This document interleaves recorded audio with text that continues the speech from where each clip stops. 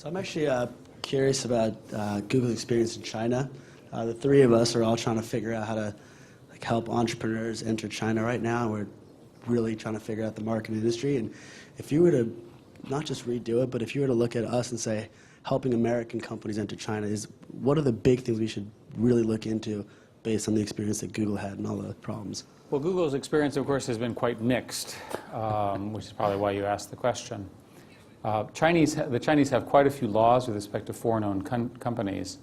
The most important law they have is that you can't have foreign-owned companies. You have to have Chinese-owned companies where there's a subsidiary component, which is an American or Russian firm. So you end up in these joint ventures, which is indeed what we did. In our case, what happened was the Chinese laws on free expression and censorship ultimately resulted in active censorship of the web. And after 5 years of trying to work with the Chinese government, we ultimately felt that the demands and restrictions of their laws were not really acceptable to us. And so we moved to the other China. You know, China likes to talk about one country, two systems. We prefer the Hong Kong system, where these laws don't operate. And indeed, Google today operates in the other China, mainland China, through a firewall that exists between Hong Kong and mainland China. And that seems like a workable solution. We have been able to get our business licenses, of which there are many that are required. You know, we've been able to work with the government. And so things seem pretty stable. But I would tell you that China is difficult to operate in for the reasons of the laws, but there's great opportunity for entrepreneurship. Chinese culture is very entrepreneurial. Chinese citizens are very clever. The culture moves very quickly. And I would encourage you to follow the laws, but certainly enter and invest in China. How do you see Google's future, let's say in 10, 20 years? It's very hard to predict what happens in even 5 years. Let's do some math. We're governed by Moore's law, which is roughly the doubling of performance every 2 years, which means in 10 years, everything is 32 or so times faster, which means in 20 years, it's 1,000 times faster. So imagine your mobile phone 1,000 times cheaper, 1,000 times faster, still the same fingers, by the way, but that much faster. And begin to think about what we can do with that kind of computing capability, 1,000 times more servers and knowledge and so forth. We can begin to call out suggestions to you.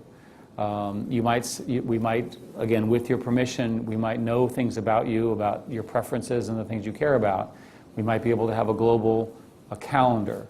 We might be able to suggest who you might want to get to know or new areas of subjects. These are all projects that are in development today in various parts of our industry. From a Google perspective, I would speculate that Google will clearly still be fundamentally in the information business, but you'll see fewer of the answers of here's all the web and more of a move to giving you the right answer. That in this period that you're describing, our artificial intelligence technology will get better enough that we can begin to answer the question with the right answer, as opposed to just having you go to try this, try that, and so forth. And that's very exciting, right, as the technology gets better. Let me follow up on this question about another Google product, Google Translate. I'm sure that the 1,000 times more computing power implies that we'll have mobile phones which will translate conversation in real time from language to language. And in fact, we've demonstrated that now. That's already worked for English to Spanish in both ways. And our plan there is to do 100 by 100. So one of our goals is to be able to do every language to every other language, both spoken as well as written. Yeah, absolutely. What do you think? What do you think will the implication of that be for social interaction? In one sense, everybody will speak the same language, and it's like a Babel fish, right, from Hitchhiker's Guide to the Universe. On the other hand, would people still study foreign languages to understand foreign culture, read books in foreign languages?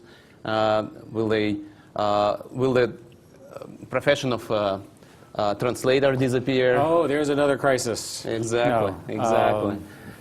Foreign language departments will close down all around the country. Oh yes, it's all terrible. Yeah, but definitely, I'm not sorry for these guys, but I'm thinking more about how people, will not people miss studying foreign languages for a reason? The good news is I think the role of translators will actually grow in this scenario because people are curious, and the computer technology in the period of time that we were talking about is not going to be equal to the quality of a great human translator.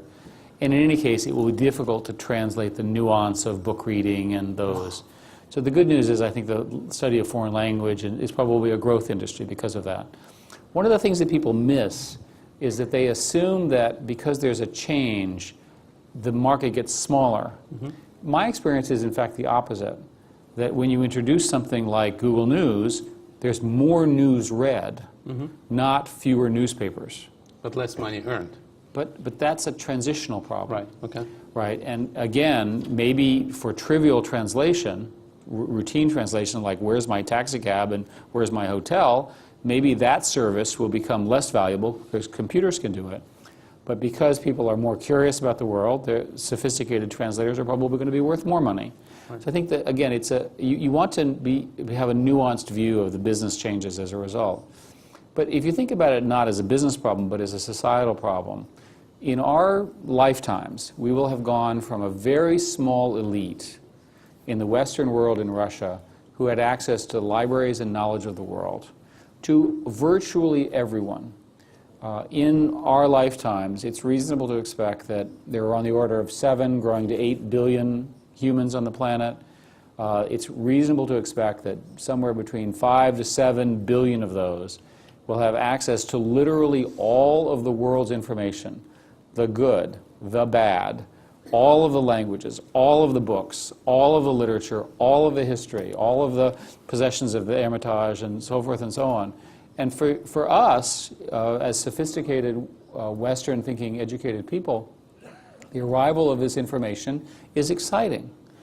If you have grown up in a small rural village in a poor part of Asia, and this iPhone, iPad, Android device, whatever, shows up, it is life-changing. You went from having just the people around you as your knowledge to literally 7 billion people. It will drive huge creativity. All of these people will join the conversation. I think it's very positive from the standpoint of safety of the world, the interconnectedness of the world, safety of individuals, fewer wars, fewer conflicts, so forth. There is still a discussion about what's called net delusion, right? Some people are saying that, well, there are some idealists who believe in the things you're saying. I'm with you. I'm with you. By the way, I am a pragmatist. Pragmatic idealist. I am clear that this is positive and negative. Sure. But I want to say that it's going to happen, and it's a very big deal. Absolutely. But we also see that in some countries, the governments actually use the new technology to, as we just discussed, to bad end and generate mistrust and prevent the spread of information and use it for propaganda and brainwashing. To what extent you think this is an issue? Why one model of one source of information will prevail over another one? Well, I'm not suggesting that only good things happen from the internet. Mm-hmm. I'm suggesting that overall good things come from the internet, and there are some bad things that have to be handled. And a lot of these questions are not really about the internet and Google. They're really about the trust and education levels of a society. So let's give you an example. Let's play out a mythical example where we have the perfect evil dictator mm-hmm. who decides to use the internet to oppress everyone. Mm-hmm. So what they do is they centralize all the information. They have a news feed, which is like a single TV station, and they spread that information over the internet to everyone, and they try to restrict everyone's information to that. Mm-hmm. So that would be a classic evil dictator model. Eventually, human society is curious, mm-hmm. and eventually the people in such a society will find a way to get the other views heard. Mm-hmm. They will sneak the information in. They will make connections. Mm-hmm. They will invent new technologies. I've been working on trying to understand this balance, and it's quite interesting that if you have sort of the perfect evil dictator, and I mean that in the most evil sense, right? I'm not endorsing it, obviously.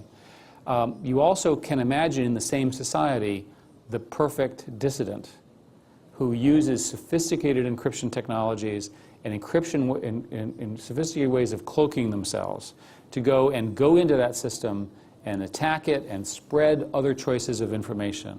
And ultimately, it's the society that will determine how to deal with this. But I don't think that a single voice, a single monopolistic voice, is a reasonable scenario on the internet. It's simply too flexible. There's simply too many ways. It'd be very, very difficult for this evil dictator to really control it. And I think that's ultimately the promise of freedom of the internet. What would you recommend to the young people in the audience? What kind of careers you think will be? Well, there's a new generation of companies being founded, and there are quite a few here in St. Petersburg and in Moscow, and I would suspect in other parts of Russia, which combine some of the principles that I'm talking about now. They use a combination of information about social behavior, social networking. They use maps, they use advertising, and they use local information. So let's call that mobile, local, social. And those companies will become the next IPOs. Some combination of them will become the next billion dollar equivalent corporations here. And it will happen very quickly because the government and the telecommunications industry is busy getting the country interconnected. So to me, the quickest way to be successful as a young entrepreneur is to try to figure out, when everyone in Russia is connected, what is the question that they can't answer today that you can answer for them? If you can figure that out quickly, and if you can get it built quickly, you can build a business very, very quickly. Whether it's in entertainment, something related to search or travel or resources, any of those. And I can tell you that in talking to people here, the ideas that I'm hearing here are very much the same level of quality as the ideas I'm hearing in Silicon Valley. I'm not suggesting that the ideas are different. I'm suggesting that they're literally in the same category. So there's every reason to believe that the same dynamic that's propelled Silicon Valley today, with all the things going on right now, will also work here. Okay, I would like to wrap up and thank Eric for this exciting conversation. Thank you very much. Thank you all. Thank you so much.